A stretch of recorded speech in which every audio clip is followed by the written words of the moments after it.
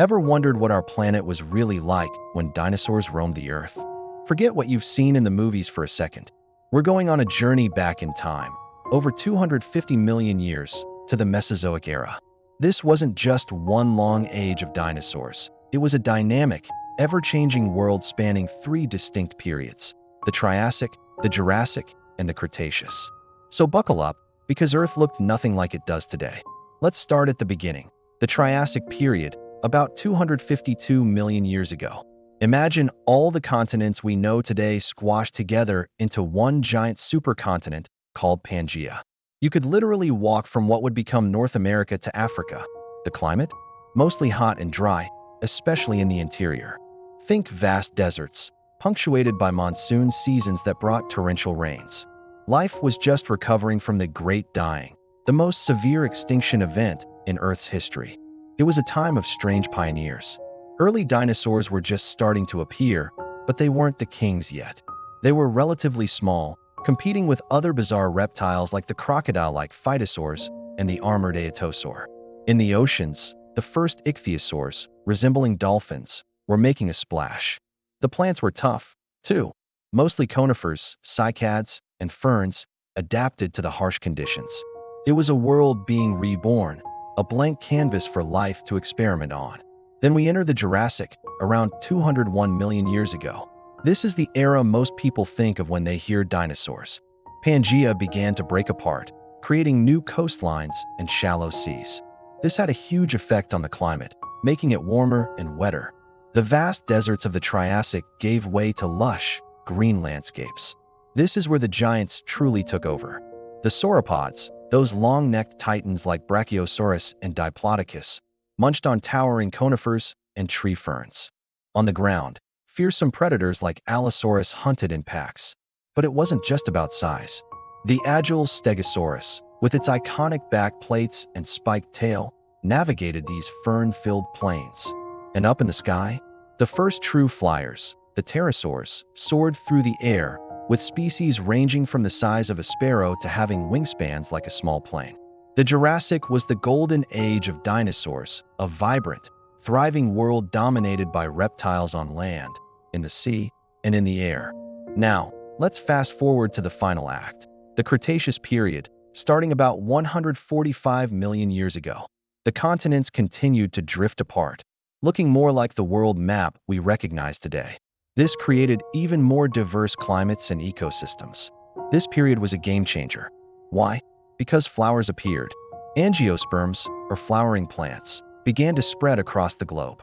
This revolution in plant life had a ripple effect, creating new food sources and habitats. Imagine forests filled not just with ferns and conifers, but with magnolias and water lilies. This new buffet led to an explosion in dinosaur diversity. This is the era of the most famous dinosaur of all, Tyrannosaurus rex, the apex predator of North America.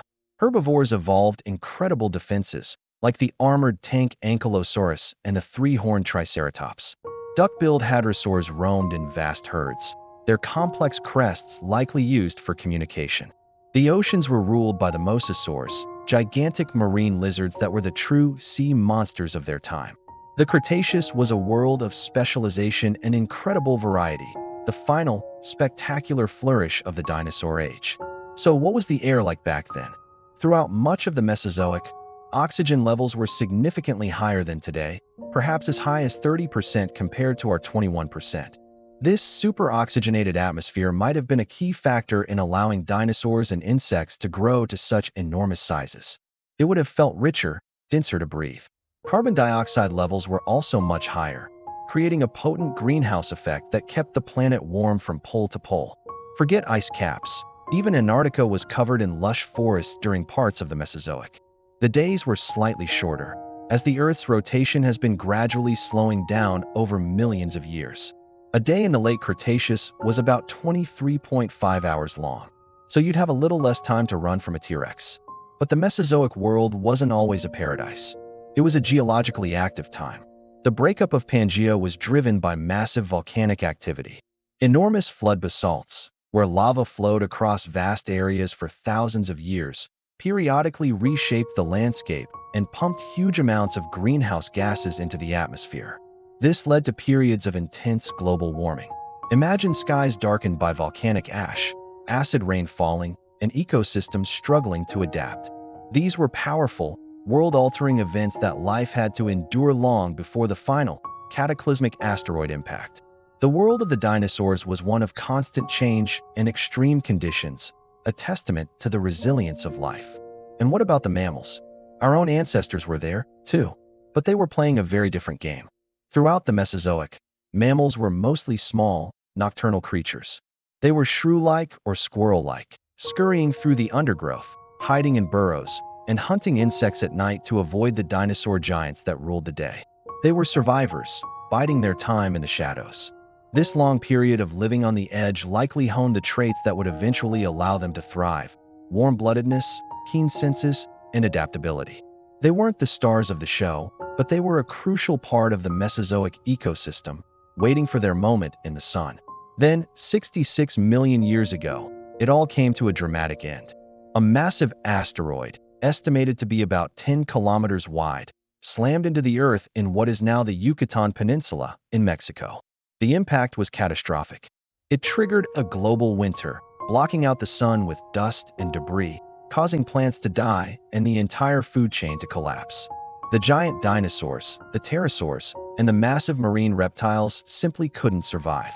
It was a mass extinction event that wiped out about 75% of all species on Earth. But from the ashes of this destruction, a new world would be born. The small, resilient creatures that had survived in the shadows, our mammalian ancestors, emerged from their burrows. The age of reptiles was over, and the age of mammals was about to begin. The Mesozoic Era was so much more than just a monster movie. It was a complex, dynamic, and utterly alien world that lasted for an incredible 186 million years. To put that in perspective, that's more than 300 times longer than modern humans have existed. From the single supercontinent of Pangea to a world of diverse, flowering landscapes, the Mesozoic saw the rise and fall of entire dynasties of life. It reminds us that our planet is constantly changing, and that life is both incredibly resilient and terrifyingly fragile. The world of the dinosaurs is gone, but its story is written in the rocks beneath our feet, a constant reminder of the epic history of our own planet. Thank you so much for joining me on this journey back in time. I hope you found the world of the Mesozoic as fascinating as I do. If you enjoyed this video, please give it a thumbs up, and don't forget to subscribe and hit that notification bell so you don't miss our next adventure. Let me know in the comments which Mesozoic creature is your favorite. Thanks for watching, and I'll see you in the next one.